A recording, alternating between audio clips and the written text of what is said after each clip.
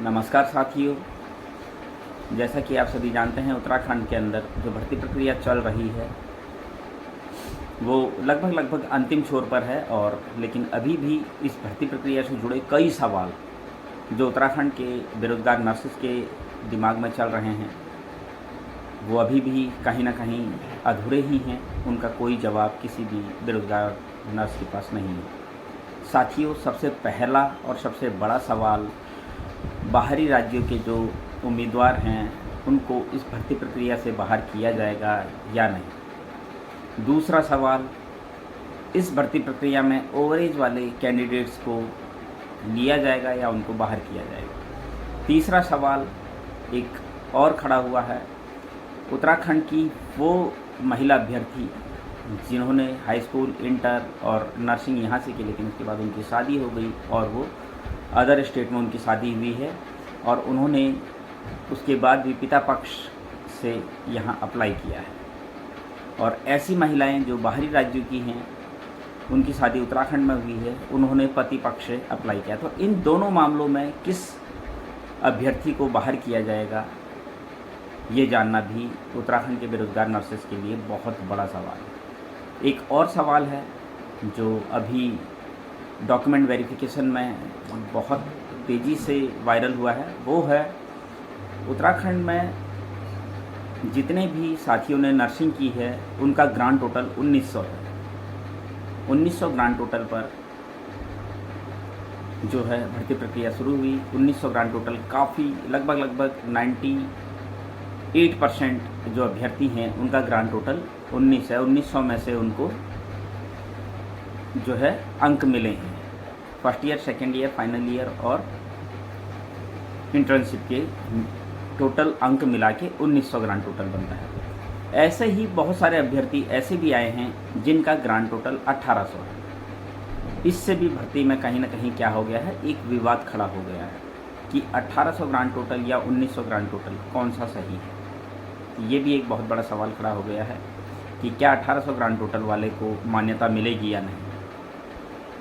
तो ऐसे ही बहुत सारे सवाल लगातार खड़े होते जा रहे हैं और इन सवालों के जवाब कहीं ना कहीं हम लोगों को ढूंढने हैं। इन लोगों को इन सवालों के जवाब जब तक उत्तराखंड के बेरोज़गार नर्सेस को नहीं मिल जाते तब तक कहीं ना कहीं भर्ती प्रक्रिया पूरी तरीके से पारदर्शिता से नहीं हो पाएगी। अब सबसे बड़ा सवाल बाहरी राज्यों के कैंडिडेट्स का है, तो मैं अपने इस वीडियो के माध्यम से आप सभी को बताना चाहता हूँ बाहरी राज्य के जो कैंडिडेट है वो पूरी तरह से बाहर होंगे। सीधा सा एग्जाम्पल, सीधा सा इसका फंडा है, ग्रुप सी की भर्ती में बाहरी राज्य के कैंडिडेट को नहीं लिया जाएगा। ग्रुप सी की भर्ती है ये, नर्सिंग अधिकारी की जो भर्ती है ग्रुप सी के भर्ती के अंतर्गत आती है, इसलिए बाहरी राज्य के जो भी कैंडिडेट है उनको बाहर कर दिया जाएगा। अब दूसरा सवाल आता है ओवरेज वाले कैंडिडेट।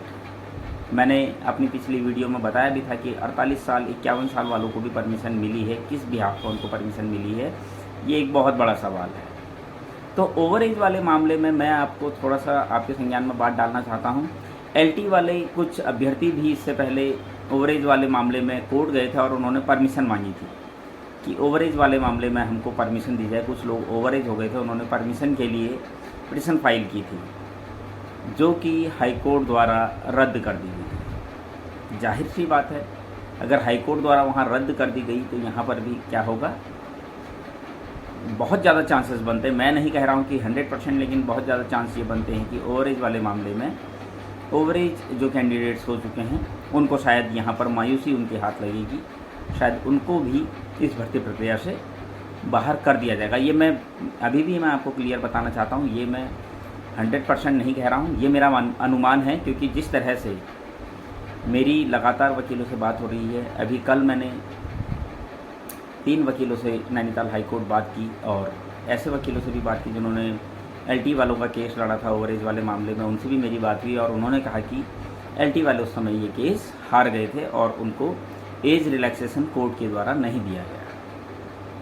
तो ऐसे में अगर इस भर्ती प्रक्रिया में वो एज रिलैक्सेशन दिया जाता है तो एलटी वालों के लिए एक बहुत बड़ा प्लस पॉइंट हो जाएगा और वो दोबारा से डबल बेंच में इस चीज़ को चैलेंज कर देंगे कि हमको ओवर एज का फ़ायदा नहीं मिला, इनको क्यों मिल रहा है। तो इस तरह से अगर हम देखें तो ओवरेज वाले कैंडिडेट्स भी हो सकता है बाहर हो जाए। तीसरी बात अगर हम करें, बाहरी राज्यों के वो महिला अभ्यर्थी जो उत्तराखंड के अंदर जिनकी शादी हुई है और उनका स्थायी निवास सब कुछ यहाँ का बन चुका है, मुझे लगता है उनको यहाँ मौका मिलेगा, क्योंकि कायदे से अगर देखा जाए तो पति पक्ष के ही डॉक्यूमेंट शादी के बाद लगते हैं, पिता पक्ष के डॉक्यूमेंट्स नहीं लगते हैं। तो इस तरह से जो यहाँ से जो महिलाएं बाहर गई हैं, महिला अभ्यर्थी जिनकी शादी अदर स्टेट में हुई है, शायद उनको इस चीज़ का फ़ायदा ना मिले, उनको शायद इस भर्ती प्रक्रिया से बाहर किया जा सकता है। ये मैं आपको फिर दोबारा से बताना चाहता हूँ, मैं जो भी चीज़ें कह रहा हूँ ये मैं सिर्फ़ और सिर्फ एक अनुमान बता रहा हूँ। जितना मैंने स्टडी किया, जितना मैंने इधर वकीलों से बात की, उसके आधार पर मैं ये बात कर रहा हूँ। इसमें ऐसा कुछ नहीं कि ऐसा होगा ही होगा, लेकिन संभावनाएं ऐसी हो सकती है, मैं ये कह रहा हूँ। मैं 100% नहीं कह रहा हूँ कि ऐसा होगा, संभावनाएं ऐसी हो सकती हैं। मेरा उद्देश्य किसी को हर्ट करना नहीं है, किसी के लिए मैं गलत सोच रखता हूँ, ऐसा मेरा कोई इरादा नहीं है, लेकिन मैं वो बता रहा हूँ जो हो सकता है। अब ग्रांड टोटल 1800 और 1900, इस पर भी बहुत सारे सवाल खड़े हो रहे हैं और इस पर चिकित्सा चयन बोर्ड जो डिसीजन लेगा वही मान्य होगा। और क्योंकि चिकित्सा चयन बोर्ड में बहुत सक्षम अधिकारी बैठे हैं, वो जो भी डिसीजन लेंगे बहुत सही तरीके से सोच समझ के उस डिसीजन को लेंगे। तो साथियों, आप किसी भी चीज़ के लिए बहुत ज़्यादा निराश ना होइए, क्योंकि कहीं ना कहीं अगर कोई डिसीजन आएगा तो वो हमारे पक्ष में आना चाहिए। अगर नहीं आया तो उसके बाद आगे भी बहुत सारे ऐसे ऑप्शन हैं, ऐसे रास्ते हैं जिससे कि इस लड़ाई को आगे लड़ा जा सकता है। मैं आगे भी इसी तरह की जानकारी आप लोगों को देता रहूँगा। तब तक के लिए धन्यवाद।